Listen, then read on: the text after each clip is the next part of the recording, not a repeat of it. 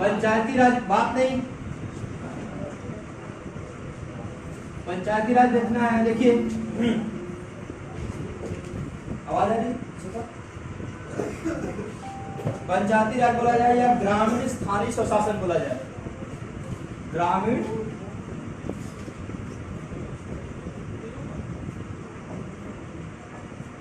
स्थानीय स्वशासन।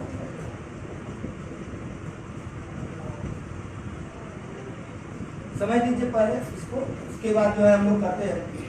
देखिए कोई पंचायती राज कोई नया कॉन्सेप्ट नहीं है, बहुत पुराने समय से, यदि वैदिक युग से ही देखा जाए, मैं हर चीज को बिल्कुल प्राचीन साफ लिया जाए तो वैदिक युग से ही क्या था, हर समूह जो समुदाय होता था गांव में, और समुदाय के अंदर एक राजनीतिक व्यवस्था होती थी, एक आर्थिक व्यवस्था होती थी, एक धार्मिक व्यवस्था होती थी, हर प्रकार की व्यवस्था वहां मैनेज की जाती थी।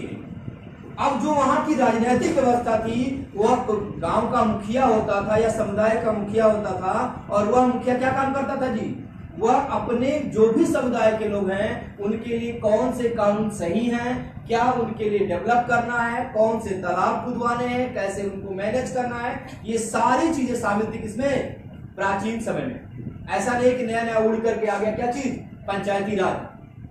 ठीक, तो प्राचीन समय से था, धीरे धीरे धीरे धीरे धीरे क्या हुआ, समाप्त हुआ।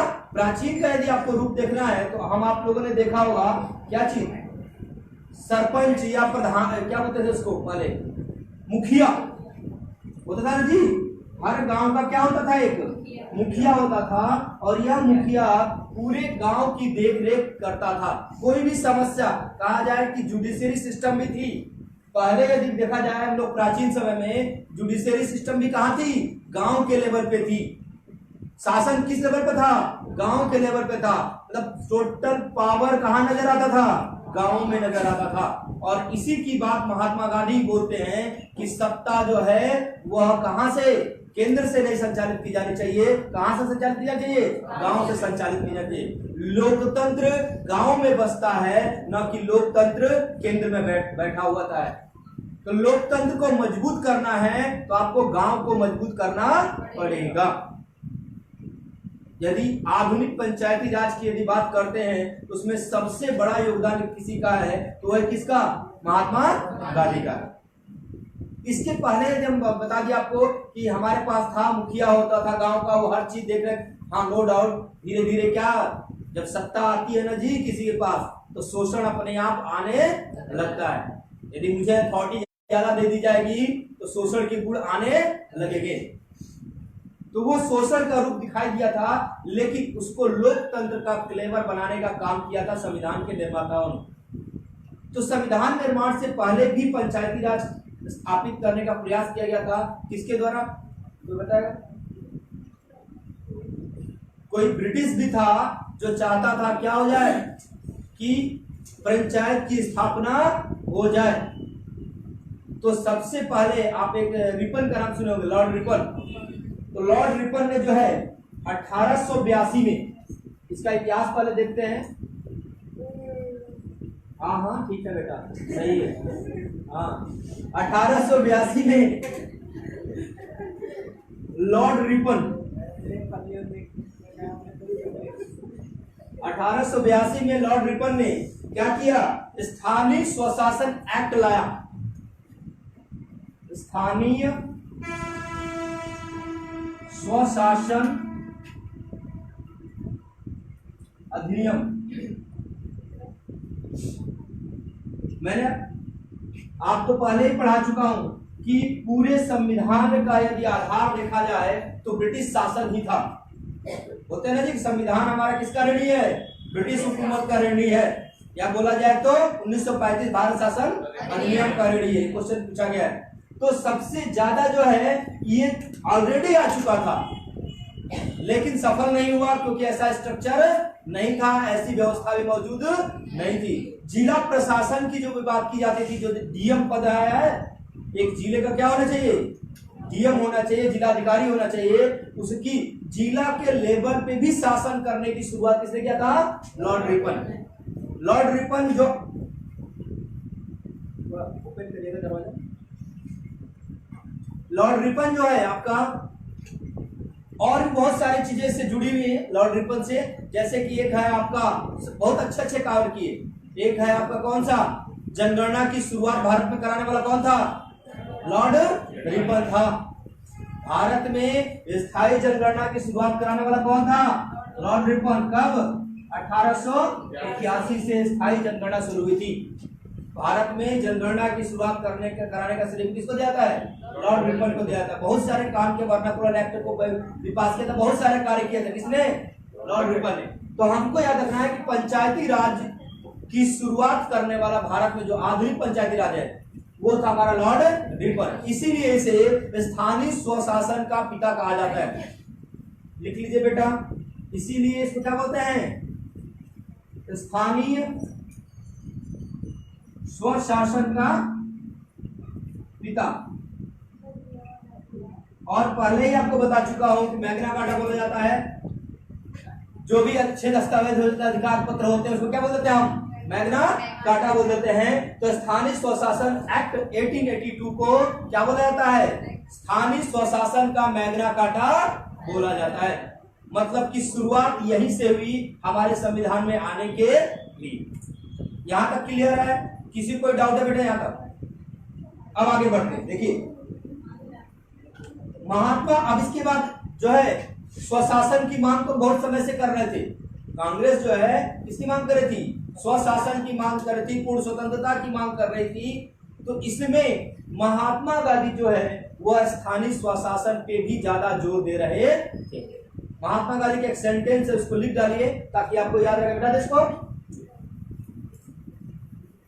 महात्मा गांधी का सेंटेंस से लिखिएगा बेटा। सच्चा लोकतंत्र केंद्र में बैठकर राज्य चलाने वाला नहीं होता है। सच्चा लोकतंत्र केंद्र में बैठकर राज्य चलाने वाला नहीं होता है।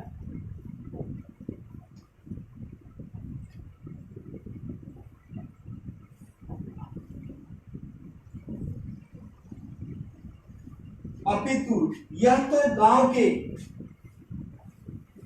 अपितु यह तो गांव के प्रत्येक व्यक्ति के सहयोग से चलाया जाता है। प्रत्येक व्यक्ति के सहयोग से चलाया जाता है।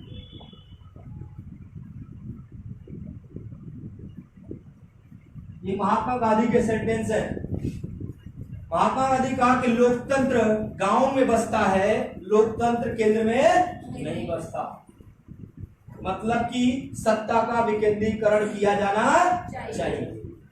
तो जब महात्मा गांधी इतना जोर दे रहे थे और इनकी हर बातों को माना जाता था, तो क्यों नहीं संविधान में इसको शामिल किया गया? शुरू में ही शामिल कर देते तो झंझट ही खत्म हो जाती। 1993 तक का में वेट करने की जरूरत ही नहीं होती। तो क्या कारण था कि इसको लागू नहीं किया गया? कारण यह था कि जब हम स्वतंत्र हुए थे, ऑलरेडी इतने कंगाल हो चुके थे हम कि हमारे पास इतनी सुविधाएं, इतनी धन, इतनी संपत्ति नहीं थी कि हम हर लेवल का चुनाव करा सके। प्लस साक्षरता इतनी ज्यादा नहीं थी। गांवों की साक्षरता क्या थी? बहुत ही निम्न थी। लोग इसको समझ नहीं पाते। गांव का सरपंच या गांव का जो मुखिया होता था उस समय बहुत ही पावरफुल होता था। कौन होता था? या तो जमींदार होता था, या जो भी मुखिया होता था वो जमींदार तो बन ही गया था। ब्रिटिश काल में जितने मुखिया थे क्या बन गए थे? जमींदार बन गए थे। और जमींदार का भी काम क्या था? ब्रिटिशों के समान ही उनका भी एकमात्र कार्य था कि जनता का शोषण करना। आज भी, अभी मैं आपको जब कंप्लीट कराऊंगा पंचायती राज, आज भी आपके गांव में देखे होंगे, आपको इतना तक नहीं पता है कि पंचायत का रियल काम क्या है। 29 प्रकार के विषय हैं और 29 प्रकार के विषयों में कौन कौन से किस किस गांव में पुस्तकालय मौजूद है बताइए मुझे। ग्राम प्रधान का कार्य है आपके यहाँ पुस्तकालय स्थापित कराना है। इसी तरह से 29 सब्जेक्ट हैं जिसपे अधिकार है किसको? ग्राम पंचायत को अधिकार है। संवैधानिक होते हुए भी हम इतने जागरूक नहीं है, तो सोचिए कि उस समय तो बिल्कुल हमारी हालत क्या थी? खराब थी। उस समय यदि कोई बीए किया हुआ है तो अपने आप को तो खाना समझता था। आज पीएचडी किए तो कोई वैल्यू नहीं है कि नहीं है? तो पंचायती राज जब लाना था तो संविधान में प्रावधान डालना था, लेकिन समस्या ये हुई कि भारत की स्थिति ऐसी नहीं थी कि पंचायती राज को लागू किया जा सके, और इन्हें लगा कि भारत में अभी जरूरत भी नहीं है, अभी ऊपर से कंट्रोल किया जाना चाहिए। इस बात को ध्यान में रखते हुए इंपॉर्टेंट हो जाता है, लेकिन हम भारतीय भूलते ज्यादा हैं। तो क्या किया गया जी? इसको हुआ कि इसको कहीं ना कहीं जगह जरूर दे देनी चाहिए, ताकि भविष्य में जो भारत के नागरिक आए या भारत की सत्ता है वह यह देख सके कि हाँ, हमारे संविधान निर्माताओं ने पंचायती राज के बारे में चर्चा की है। अभी आपको भाग 4 मैंने पढ़ाया था जी। संविधान का भाग 4 किससे संबंधित है? राज्य के नीति निर्देशक तत्वों। यह भारतीय संविधान में एकमात्र ऐसा भाग है जो स्वतंत्र है। उसका क्वेश्चन पूछा जाता है कौन सा भाग है जो क्या है? स्वतंत्र है। यह स्वतंत्र है, और भारतीय संविधान के जो भी जानकार हैं कुछ भी बोले, मैं तो इसको बोलता हूं कि रियल में संविधान की आत्मा तो यही है, क्योंकि जो आदर्श संविधान के आदर्श सभी हैं, सब किसमें डाले गए हैं? भाग 4 में डाले गए हैं। ऑलरेडी हम लोग पढ़ चुके हैं। तो भाग 4 में 3 आधार दिए गए थे, मैंने बताया था। एक, समाजवादी चीजें जो भारत के लिए जरूरी थी लेकिन अभी लागू नहीं किया जा सकता था, भारत की स्थिति नहीं थी। दूसरा, आपको कौन? उदारवादी, कुछ रूल से थे या कुछ कानून थे जिसे लागू करना था लेकिन वो नहीं लागू किए जा सकते थे। और तीसरा, महात्मा गांधी के आदर्श बहुत सारे थे जिसको लागू करना चाहते थे, लेकिन उस समय भारत की स्थिति ऐसी नहीं थी। समझा रहा? जैसे हमारे घर में देखिए, सीधा मैं बार बार रिपीट करता हूँ कि चाहे संविधान पढ़ते हो चाहे इकोनॉमिक्स पढ़ते हो, घर में ले आओ, आसानी समझ आएगा।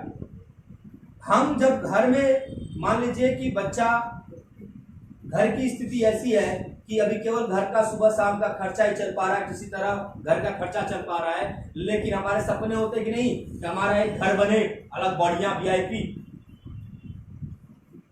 4 छल्ले वाली, हाँ मिले, भविष्य में क्या हो, ये हो जाए, फिर अपने बच्चों को बताएंगे बेटा मेहनत करेगा, ये करेगा, वो करेगा तो मिलेगी 4 छल्ले वाली, और मेहनत करेगा तो बंगला मिलेगा, आईएएस अधिकारी मिलेगा तो क्या बनेगा, जो है वहां पर गाड़ी मिलेगी, सुविधा मिलेगी, सैलरी पे मत जाना, जो सुविधा और जो सत्ता मिलती है, पावर मिलती है वो ज्यादा होता है। अब बच्चे को सपना दिखा दिए, बच्चा लगा पड़ा है, उसको देख रहा है, उस पे क्या हुआ है, लगा पड़ा है। यही काम भारतीय के संविधान निर्माताओं ने किया।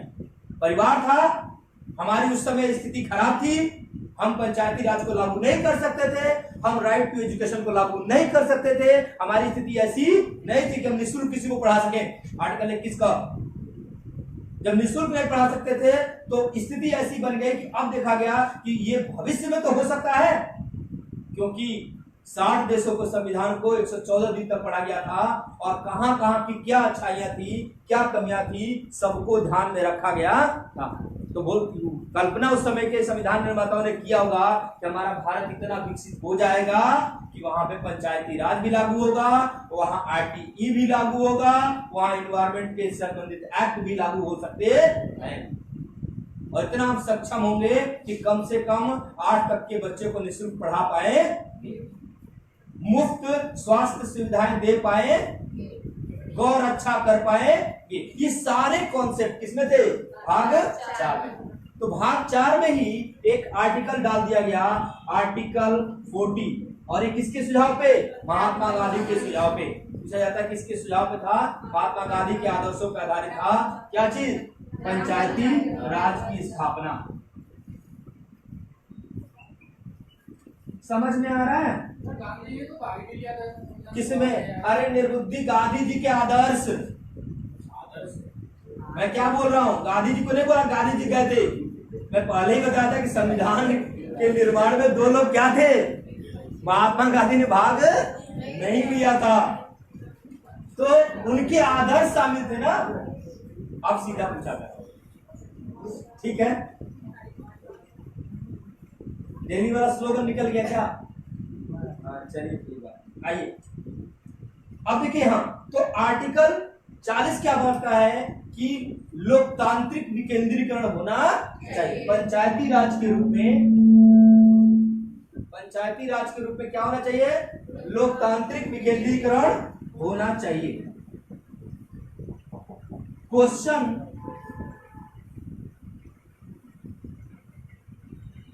ये बहुत ज्यादा पूछा गया है कि आर्टिकल 40 किससे संबंधित है? पंचायत संबंधित है, पंचायत संबंधित है। अब क्वेश्चन यदि फ्यूचर में बनेगा तो घुमा के बोल देगा कि नीति निर्देशक तत्व में भाग 4 में किस अनुच्छेद में लोकतांत्रिक विकेंद्रीकरण की बात की गई है? आर्टिकल क्लियर बेटा, समझा? ये फ्यूचर में बनने वाले क्वेश्चन।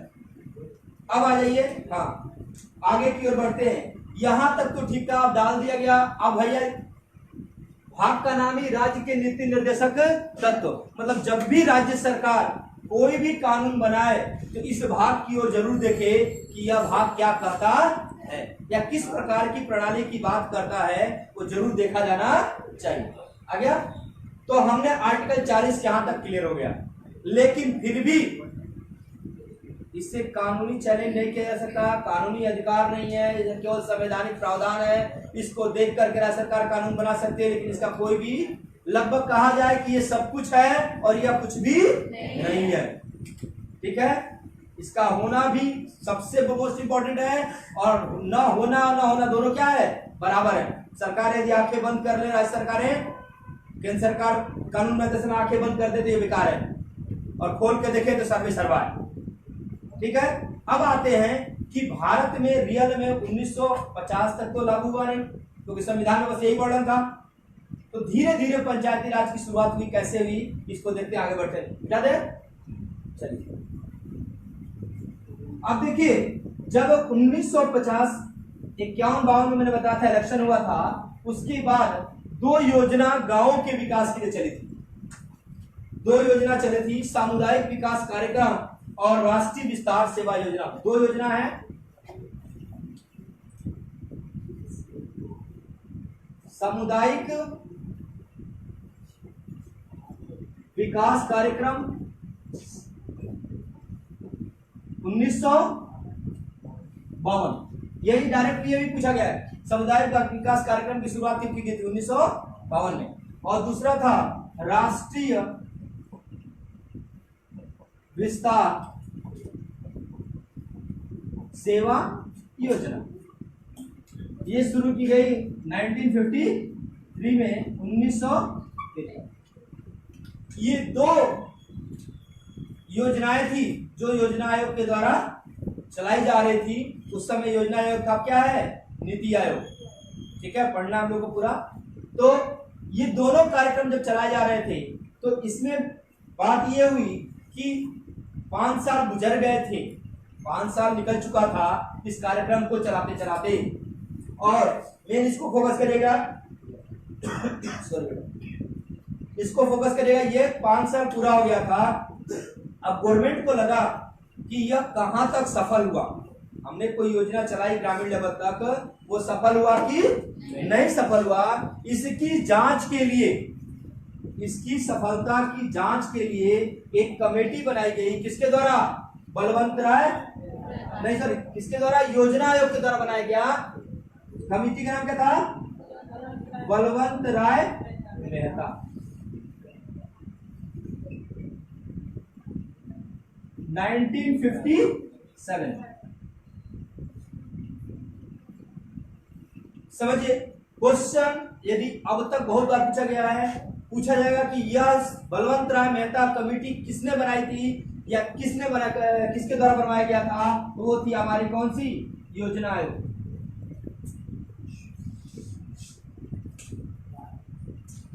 योजना आयोग ने ही कार्यक्रम चालू किया था, और योजना आयोग ही क्या कर रहे थे? योजना आयोग का प्रमुख कौन होता है जी?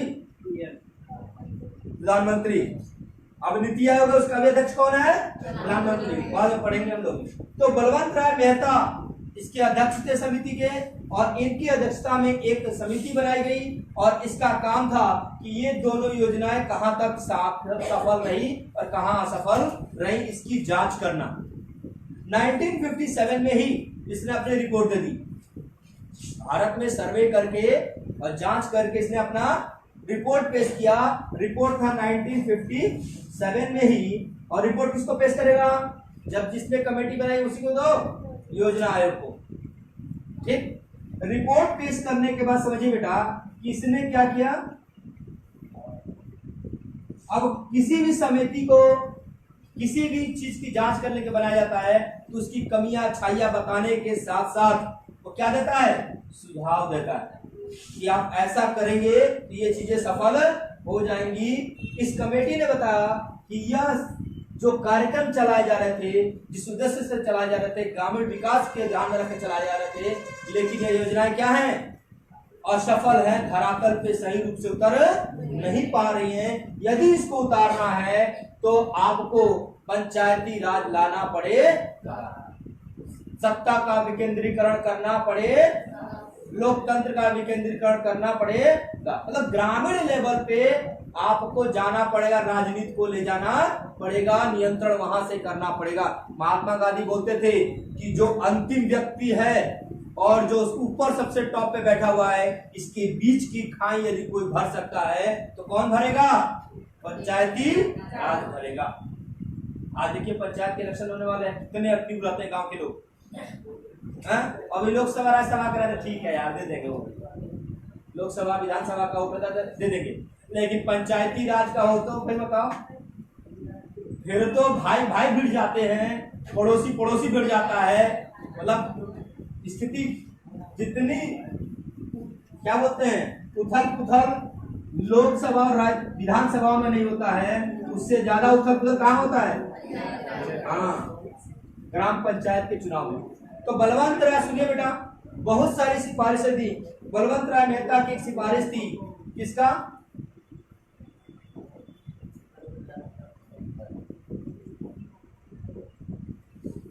इन्होंने सिफारिश दी किसकी?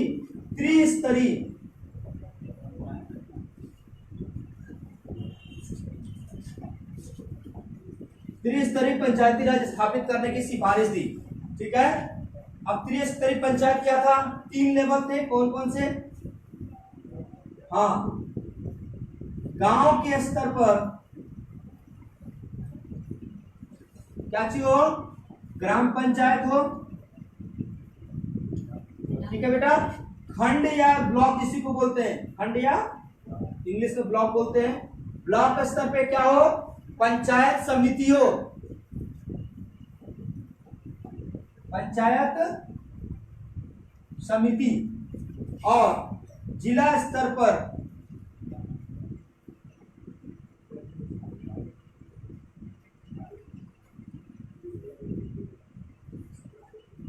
जिला परिषद हो, ठीक है, जिला पंचायत नहीं। शब्द जो इन्होंने सुझाया था वो क्या था? जिला परिषद। हाँ नहीं, जिला स्तर पे इन्होंने सुझाया था क्या चीज? जिला परिषद, ठीक है जी, जिला पंचायत नहीं। सुझाव दिया था कौन है भाई?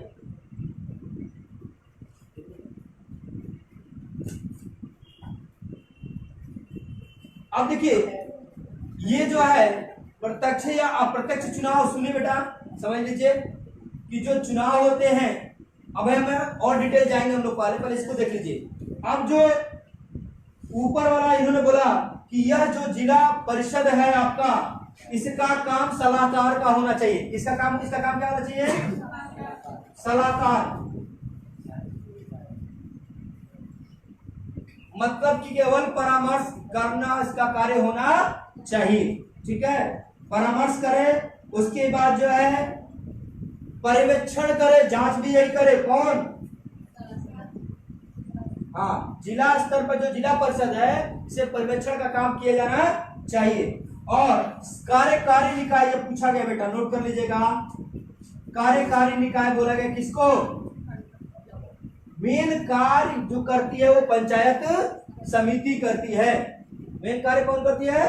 पंचायत समिति करती है बेटा जी। और गांव वाले को बोला गया आपका, ये तो मेन था जो आपका प्रत्यक्ष या अप्रत्यक्ष रोल इसी का है। कंट्रोल ये करेगा, ये सारा ब्लॉक, देखिए गांव को मिलाकर के ब्लॉक बनता है, ठीक है, ब्लॉक को मिलाकर के क्या बनता है? जिला बनता है। तहसील मत ले जाओ, और हमारे तो यही क्या करते हैं, तीनों को देखते हैं। तो गांव को, कितने गांव को क्या देना है, कितना देना है, कैसे बांटना है, कितना पैसा जाना चाहिए, विकास कितना होना चाहिए, ये सारा कौन देखता है?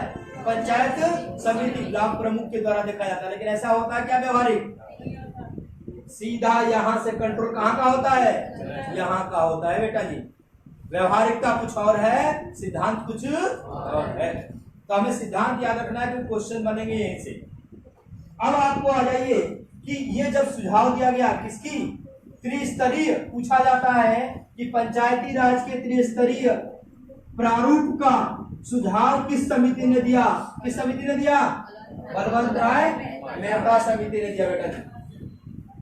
अब उसके बाद 1958 में ही, 57 में दिया, 1958 में एनडीसी ने स्वीकार कर लिया। एनडीसी कौन?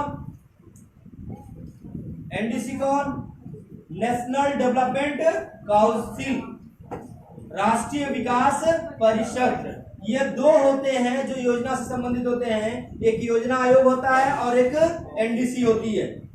अब नीति आयोग और एनडीसी है।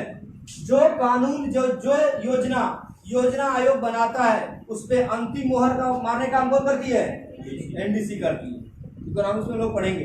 तो एनडीसी ने स्वीकार कर लिया, बलवंत राय मेहता की सिफारिश को क्या कर लिया? स्वीकार कर लिया। लेकिन यह किया गया कि भाई राज्य अपने स्तर पर पंचायती राज लागू करें, क्योंकि हर जगह पंचायत का आधार अलग अलग था। जैसे हमारे यूपी में सरपंच नहीं पाए जाते हैं क्या? लेकिन प्रधान पाए जाते हैं। लेकिन राजस्थान में क्या होते हैं? सरपंच भी होते हैं। हाँ जी, वो कई गांव के होते हैं, एक गांव के नहीं होते हैं, ठीक है। तो हाँ देखिए, समझिए, तो 1958 में जो है इसने स्वीकार किया और राज्यों को छूट दिया कि अपने अपने जगह पे आप क्या कर सकते हैं? पंचायती राज लागू कर सकते हैं। बेटा जी, पायलट तो ट्रायल पंचायती राज किया गया था आंध्र प्रदेश में। कुछ कंफ्यूजन आता है। सबसे पहले ट्रायल कहां किया गया था? आंध्र प्रदेश में। पंचायती राज की शुरुआत का ट्रायल कहां किया गया था? आंध्र प्रदेश में। लेकिन औपचारिक रूप से पहला पंचायती राज स्थापित हुआ था 2 अक्टूबर 1959 को। कहां? राजस्थान के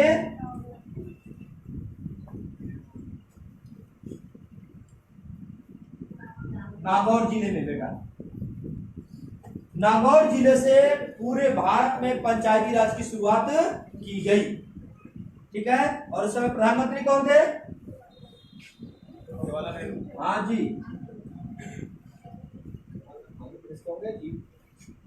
भारत के प्रधानमंत्री थे जवाहरलाल नेहरू। उन्होंने औपचारिक रूप से शुरुआत किया 2 अक्टूबर 1949 को पंचायती राज की शुरुआत की गई। और राज्य था राजस्थान, जिला था आपका नागौर। पता है। अब देखिए, उसके बाद जो है, हाँ सारे डाउट क्लियर कर रहे हैं। देखिए इसको कंप्लीट करें, टाइम बहुत कम है। नागौर जिले में हुआ। उसके बाद जो है अलग अलग राज्य अलग अलग राज्यों में, देखिए बेटा, अलग अलग राज्यों में अपने अपने आधार पे, किसी ने 4 स्तरीय लगाया, किसी ने 2 स्तरीय लगाया, किसी ने, जिसको जैसा मन कर रहा था, राज्य सरकार अपने यहाँ पंचायती राज को लागू करने लगी। मतलब पूरे भारत के लेवल पर भी लागू नहीं किया गया था। इससे क्या था कि बहुत सारी विषमताएं देखने को मिली। अब उसके बाद ऐसे ही चलता रहा। जैसे तमिलनाडु ने 2 स्तरीय लिखना हो तो लिख लीजिएगा। तमिलनाडु ने 2 स्तरीय पंचायती राज लागू, और आपका वेस्ट बंगाल ने 4 स्तरीय, ठीक है, 4 स्तरीय पंचायती राज लागू किया था। अब उसके बाद ये प्रक्रिया चलती रही। 1977 को 1977 बलवंत राय मेहता से संबंधित एक्ट यहाँ कंप्लीट हुए। अब हम देखते हैं कि आगे से कैसे कैसे आधार बना किसका, पंचायती राज के स्थापना का। 1977 में देखिए बेटा, 1977 में कांग्रेस की सरकार गिरी। कांग्रेस की सरकार गिर गई। क्यों गिरी, पहले आपको पढ़ा चुका हूं। क्योंकि 1962 का युद्ध, उसके बाद 1965 का युद्ध ये चला, उसके बाद 1971 का युद्ध, ठीक, और उसके बाद लगातार इमरजेंसी, इंदिरा गांधी के द्वारा लगाया गया इमरजेंसी। यह कारण बन गया कि जनता समझ ही नहीं पा रही कि हो क्या रहा है। तो इसलिए जनता ने क्या किया, सरकार को बदल दिया। और पहली बार कोई अन्य सरकार आई थी, किसके छोड़ करके, कांग्रेस। कांग्रेस की पहली बार सरकार गिरी थी और जनता पार्टी आई थी। कौन आई थी,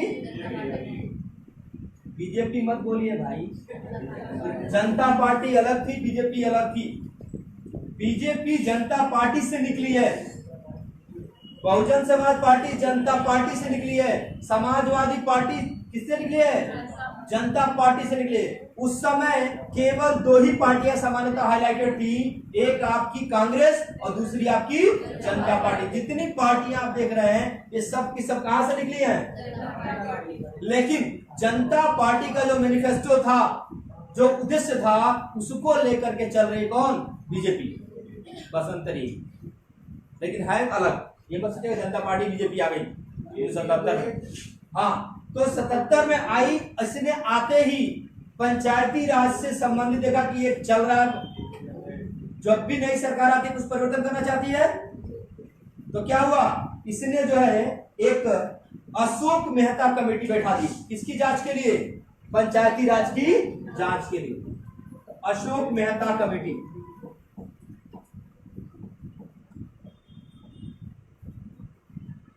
अशोक मेहता समिति ने जब जांच किया राज्यों में, तो बोला कि इस पे क्या हो रहा है कि राज्य मनमानी कर रहे हैं, मन किया इलेक्शन करा, मन किया इलेक्शन नहीं करा रहे हैं, कोई सिस्टम ही नहीं है। तो अशोक मेहता ने देखा कि बहुत सारी समस्याएं हैं, इन्होंने बहुत सारे सुझाव दिए, जिसमें दो सुझाव जरूर इंपॉर्टेंट है। एक सुझाव है कि नियमित चुनाव होना चाहिए। चुनाव क्या होना चाहिए, नियमित, लगातार होना चाहिए। ये नहीं कि नहीं चुनाव एक बार करा दिया फिर कई सालों तक बने रहे, 15-20 साल तक करा ही नहीं। दूसरा सुझाव दिया कि पंचायती राज क्या होना चाहिए, द्विस्तरीय होना चाहिए। क्वेश्चन यही बनता है कि द्विस्तरीय पंचायती राज का सुझाव किस समिति ने दिया था, अशोक मेहता समिति ने दिया था बेटा जी। 1978 में इसने अपना रिपोर्ट पेश किया। जब सरकार इस पे काम करने वाली थी तब तक 1980 में फिर सरकार गिर गई, किसकी, जनता पार्टी की, और फिर से आ गई कौन, कांग्रेस। अब बेचारा जितना भी डेवलपमेंट हुआ था वो क्या हो गया, फिर से समझिए 1977 कर गया था अशोक मेहता समिति।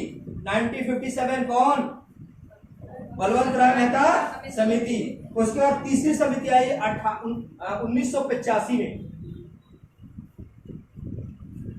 और यह तीसरी समिति थी आपके जीवी के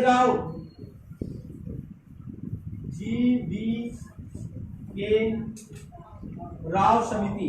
अब देखिए इस समिति को गठित किसी सरकार ने नहीं किया, योजना आयोग ने खुद किया कि हमने जो पंचायती राज 1959 से लागू हुआ है राज्यों में, वह कहां तक सफल हुआ है कि नहीं हुआ है, क्या समस्याएं हैं। तो जीवी के राव समिति स्थापित की गई। कौन क्या था, योजना आयोग ने।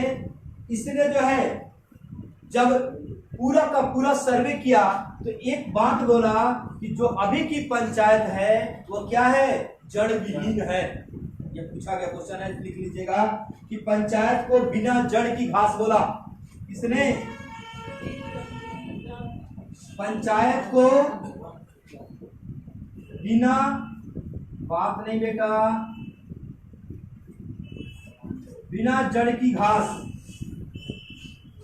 ऐसी घास है जिसका कोई जड़ नहीं, मतलब कभी भी उखड़ सकती है। जड़ने लगे तो उखड़ेगा नहीं उखड़ेगा जी। अब कहा क्यों?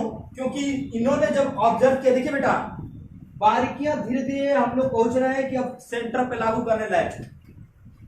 पुराने कानूनों से सीखते हैं भाई। देखा क्यों बोला? क्योंकि देखा कि लोकतंत्र तो है ही नहीं यहाँ। जिसके लिए लोकतंत्र के लिए हमने लोकतंत्र विकेंद्रीकरण के लिए हमने पंचायती राज राज्यों में लागू करने की बात किया, लोकतंत्र तो है ही नहीं। इस पे तो कंट्रोल किसका हो चुका है? नौकरशाहों का हो चुका है। नियंत्रण किसका हो गया था? नौकरशाह बेटा। नौकरशाह कौन? आईएएस आईपीएस ये अधिकारी, ये जो है पंचायती राज पे कंट्रोल करते थे। दो ही व्यक्ति दिखाता था, गांव का सरपंच और जिलाधिकारी। ये मिलकर के जो चाहे वो कर लेते थे। कुछ भी करता था पंचायत का प्रमुख, पंचायत प्रमुख चाहे प्रधान होता था चाहे सरपंच होता था, और जिलाधिकारी को सूचित कर देता था। दोनों मिल करके जम करके पंचायती राज की जो धज्जियां उड़ा रहे थे और शोषण किए जा रहे थे। कोई भी प्रभाव नहीं पड़ा था जो हम जिसके लिए किए थे कि जनता राजनीति के प्रति जागरूक होगी, कोई जागरूकता नहीं की। तो अब इसने सिफारिश दिया कैसा कि बहुत बुरी कंडीशन है, इसको सुधारने की आवश्यकता है। उसके बाद लास्ट समिति याद रखिएगा 1986 में तुरंत बनाना पड़ा, और इसको बनाया किसने? 1 साल के बाद ही राजीव गांधी की सरकार ने बनाया। भैया देखो क्या स्थिति है और क्या किया जाए। तो बना कौन समिति थी? LM सिंघवी समिति। LM सिंघवी समिति।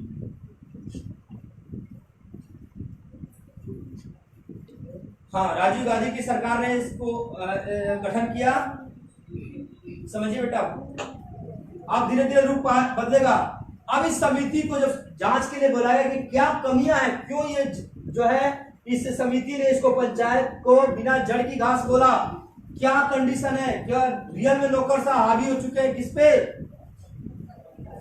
पंचायती राज पे। जो भी योजना जाती है कहां पहुंचती है? जिलाधिकारी के पास पहुंचती है, जिलाधिकारी से होते हुए ब्लॉक पे पहुंचती है, ब्लॉक से होते हुए आपके गांव तक पहुंचती है, और जिलाधिकारी डायरेक्ट ग्राम प्रधान के टच में हो तो योजना ब्लॉक पे जाने की आवश्यकता नहीं है, और वहीं वहीं सफाया हो जाएगा। अभी भी कहना नहीं चाहिए कि भारत में अभी भी कई ऐसे गांव हैं जहां ब्लॉक प्रमुख, ग्राम पंचायत और जिलाधिकारी मिलकर के बहुत सारी योजनाओं को प्रभावित कर रहे हैं। पहुंच ही नहीं पाता है, या दूरसंचार नहीं होता, आज कम्युनिकेशन का सिस्टम नहीं होता, तो आज कहा जाए कि जियो नहीं होता तो राजनीतिक जागरूकता भी नहीं आती। खोलते रहते हैं इससे इससे इससे इससे बोलता रहता है कि नहीं है? तो अब जो है जागरूकता आई है। 1986 में सिंघवी समिति ने एक सुझाव दिया, वो मोस्ट इंपॉर्टेंट है कि भैया यदि चाहते हो पंचायत को बचाना तो बाबूजी ऐसा काम करो, क्या कर दो?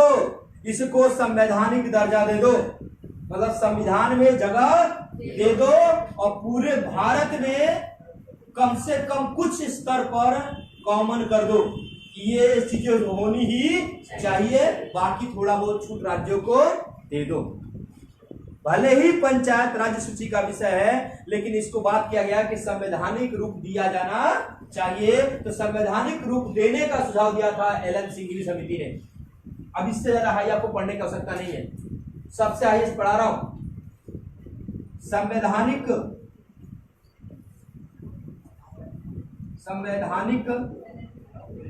रूप देने का सुझाव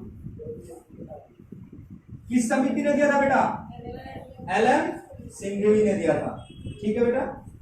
अब उसके बाद अब गवर्नमेंट पीछे पड़ गई किसके? कि अब इसको संविधान में जगह दिलाना है। अब पंचायती राज संविधान के माध्यम से ही आएगा, तभी यह समानता दूर होगी और तभी जो है लोकतंत्र का विकेंद्रीकरण होगा। उसके बाद जो है बेटा जी 1989 में 89 में राजीव गांधी ने क्या किया? इसको लोकसभा में ले गए विधेयक के रूप में, लेकिन वह लोकसभा में पास हो गया था, राज्यसभा में पास नहीं हुआ और फेल हो गया। भाई जब तक लोकसभा राज्यसभा से पास ना हो जाए और राष्ट्रपति की मुहर न लग जाए तब तक वो एक्ट बनेगा नहीं, बिल का बिल रहेगा। तो यही हुआ। फिर 90 में बीपी सिंह आए और बीपी सिंह जो है जैसे ही लोकसभा में बेचारे लेके गए तब तक उनकी सरकार गिर गई। मतलब बोला जाता है कि 1977 के बाद राजनीतिक अस्थायी का दौर चल रहा था। कब सरकार किसकी गिर जाए कब उठ जाए पता नहीं चलता था।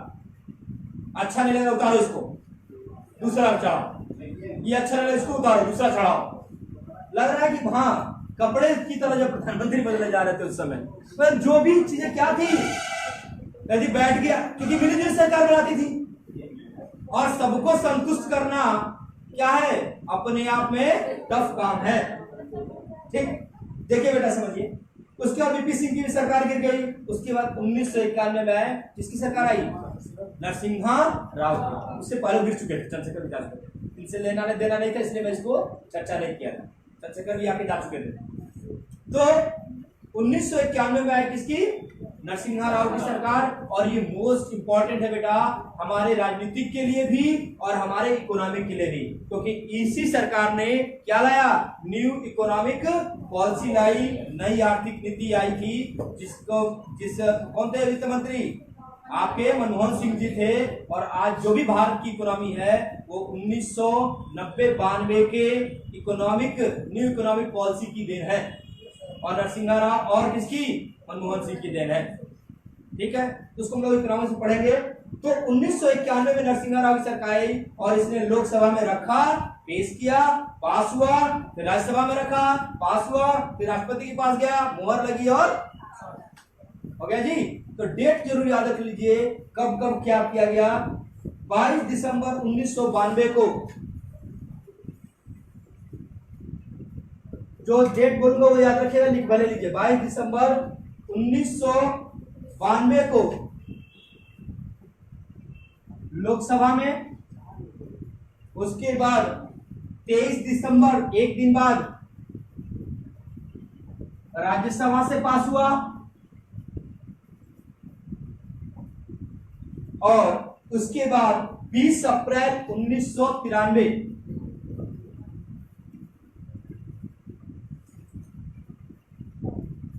राष्ट्रपति की मोहर।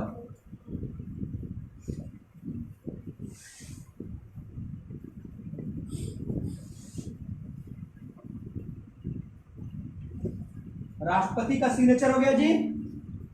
बेटा जी इतना वेट क्यों किया हमने? क्यों किया जी? इतना इंतजार क्यों किया? जब हमने लोकसभा पास कर दिया, राज्यसभा पास कर दिया, तुरंत क्या कर देना चाहिए? राष्ट्रपति की मोहर लगा करके लागू कर देना चाहिए। क्यों वेट किया? क्योंकि राज्य विधानसभाओं की परमिशन की आवश्यकता थी इसमें, क्योंकि राज्य सूची का विषय था। तो 50% कम से कम जो है क्या करें, राज्य सहमत हो कि हाँ हमारे यहाँ पंचायती राज लागू किया जाना चाहिए। तो सहमति के लिए गया था। उसकी वजह से सहमति हो गई। लगभग उस समय आप 17 राज्यों ने सहमति दी थी। 17 राज्यों की विधानसभाओं ने क्या दी थी? सहमति जब दी तब जाकर के राष्ट्रपति ने क्या किया? सिग्नेचर किया। 20 अप्रैल 1993 को राष्ट्रपति का हस्ताक्षर हुआ। और अगला डेट मोस्ट इंपॉर्टेंट है 24 अप्रैल 1993। 24 अप्रैल इंपॉर्टेंट यह है, इसी दिन जो है पूरे भारत में इसको लागू किया गया, लागू हुआ।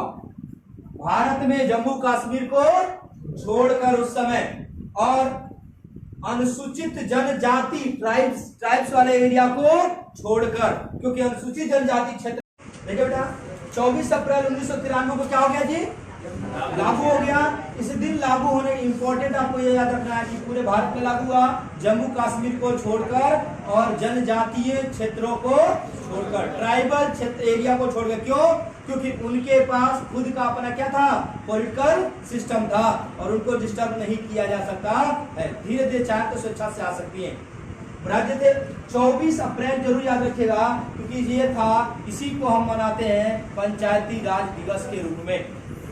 जरूर याद रखिए, पंचायती राज दिवस पूछा जाए कितने तारीख को? तो 24 अप्रैल। प्रत्येक वर्ष 24 अप्रैल को हम लोग क्या मनाते हैं? पंचायती राज दिवस मनाते हैं। ठीक, अब इसके बाद ही संविधान में संशोधन हुआ और संशोधन था 73वां संविधान संशोधन। अब संवैधानिक रूप हम लोग वाले आ रहे हैं। बेटा 92 एक्ट है, 93 में लागू है, दोनों चीज याद रखिए। 73वां इंपॉर्टेंट है, 73वां संविधान संशोधन अधिनियम 1992। अधिनियम पूछा जाए तो 1992, लागू कब हुआ? 1993। क्लियर बेटा? अब इसके द्वारा क्या किया गया कि संविधान में एक भाग जोड़ा गया, भाग 9। पूछा जाता है कि भाग 9 किससे संबंधित है? पंचायती राज से। यदि यह ना हो तो क्या आएगा? ऐसे दिया होगा बेटा, कंफ्यूज मत करना, ये भी 9 ही है रोमन बैंक में। ठीक है, तो भाग 9 जोड़ा गया। भाग 9 में आर्टिकल डाला गया 243 से लेकर के कितना? 243 तक। आर्टिकल 243 से 240 तक जो है पंचायती राज की बात की गई है। ठीक है, उसके बाद एक अनुसूची जोड़ी गई। कौन सी अनुसूची? 11वीं अनुसूची। किस संविधान संशोधन से? 73वें संविधान संशोधन से जोड़ी गई और इसी में जो है 29 विषय की चर्चा है। 11वीं अनुसूची में ही 29 विषय की चर्चा की गई है। दो चीजें और यहीं पे क्लियर कर लीजिए। एक बेटा, अब इसी के तहत जो है बोला गया कि चुनाव कराएगा कौन? चुनाव की अधिसूचना जारी करता है राज्य सरकार। क्योंकि पंचायत किसका विषय है? राज्य सूची का विषय है, तो कौन अधिसूचना जारी करेगा? राज्य सरकार। और कराएगी कौन? राज्य निर्वाचन आयोग। राज्य निर्वाचन आयोग। ठीक है बेटा, एक और भी है, ये चुनाव कराएगी। चुनाव कराने का उस पर कोई भी विवाद होता है, सारा अधिकार किसके पास है? राज्य निर्वाचन आयोग के पास। उसको कोर्ट में चैलेंज नहीं किया जा सकता है। राज्य निर्वाचन आयोग जो बोलेगा वही सही है। सुना गया जी? उसको चैलेंज नहीं किया जा सकता है। प्रत्यक्ष चुनाव होता है। क्लियर है? 21 साल कम से कम उम्र होनी चाहिए। पहले बता चुका हूं आपको, प्रधान का चुनाव लड़ना चाहते हैं तो क्या चाहिए? कम से कम 21 साल की आपकी उम्र होनी चाहिए। 5 साल के लिए चुनाव होता है। यदि जो है किसी कारण से ग्राम प्रधान क्या करता है? त्यागपत्र कर दे देता है या सीट खाली हो जाती किसी कारण से, तो 6 महीने के अंदर चुनाव कराना अनिवार्य होता है। जी, 6 महीने तक रह सकता है, उसके अंदर तुरंत चुनाव कराना पड़ेगा। उसके बाद जो है एक और होता है राज्य वित्त आयोग। राज्य हाँ, प्रत्येक 5 वर्ष पर राज्यपाल क्या करेगा? संबंधित राज्य का राज्यपाल राज्य वित्त आयोग का गठन करेगा। और यह राज्य वित्त आयोग काम क्या करता है? पंचायत और राज्य के बीच, पंचायत एवं राज्य के बीच जो राजस्व होता है, जो इनकम होती है, उसका बंटवारा करता है। वित्त आयोग क्या करता है? वित्त आयोग केंद्र और राज्य के बीच वित्त का बंटवारा करता है। और राज्य वित्त आयोग क्या करता है? पंचायत और राज्य के बीच वित्त का बंटवारा करता है। ये चीजें याद रखिए। इसी के साथ मोटा मोटा हम लोग का क्या कंप्लीट हो गया? पंचायती राज कंप्लीट हो गया। अब 74वां संविधान संशोधन किससे संबंधित है? नगर पंचायत से। तो 74वां संविधान संशोधन थोड़ा सा लिखना हो तो भले लिख लीजिए। बेटा दो बेटा इसको।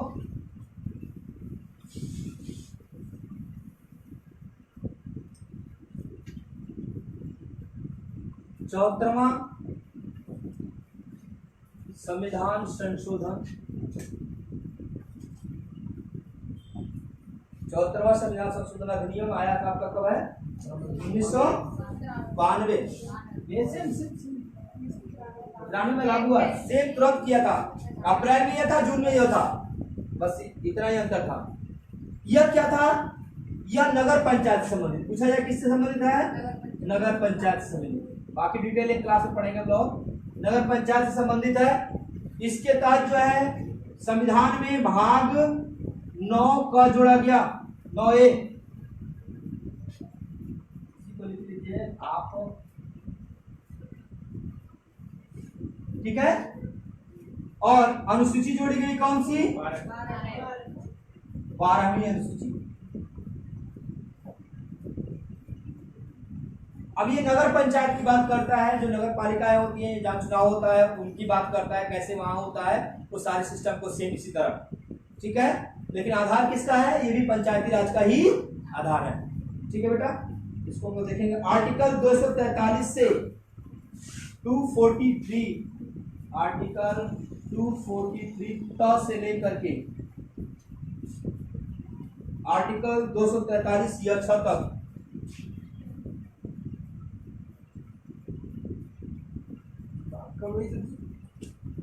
हाँ बेटा, हाँ इसमें 12वीं अनुसूची में 18 विषय, उसमें कितने विषय थे? कितने? 18 विषय। चलिए इसी के साथ आपका क्या चीज, आर्टिकल 243 त से लेकर के आर्टिकल 243 यह 6 तक, अब यहाँ तक कंप्लीट हो गया। फिर A B, A C, A D ऐसे करके, ठीक है। अब उसका देखा जाएगा 3 लेवल कौन कौन सा है, उसको एक दिन क्लास में कर लेंगे। पंचायती राज से संबंधित इससे ज्यादा क्वेश्चन आपसे किसी में से कहीं ना कहीं हाई लेवल तक भी और लो लेवल तक क्वेश्चन यहीं से आते हैं, बाहर नहीं आएगा, ठीक है। चलिए आज